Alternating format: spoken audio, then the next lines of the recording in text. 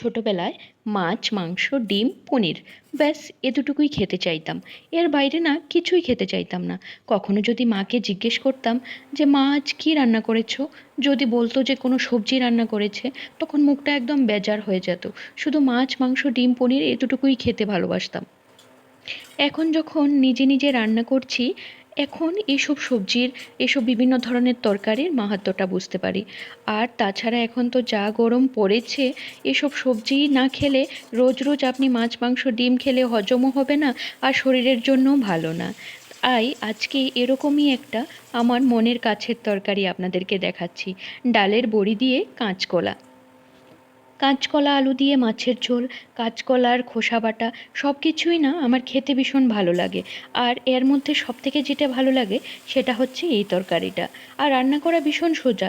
ডালের বড়িটা যদি একটু আপনার মনে হয় যে খাটনির, তাহলে শুনে নিন। এমনিতে আমরা ডালের বড়ি বানাতে যেসব মশলা দিই, একটু জিরে, একটু পেঁয়াজ, এগুলো কিছুই দিতে হবে না। শুধু একটু কাঁচা লঙ্কা চেরা আর একটু নুন দিয়ে দিন এর ভেতর, তারপরেই বড়িটা করে নেবেন। কারণ এটা তো ঝোলে তাই ঝোল থেকে সব মশলাই এর মধ্যে ঢুকে যাবে।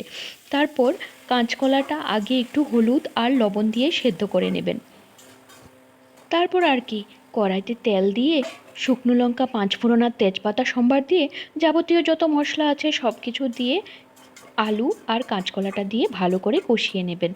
তারপর আপনার যতটুকু ঝোল পছন্দ অতটুকু ঝোল দিয়ে সেদ্ধ করতে বসিয়ে দেবেন।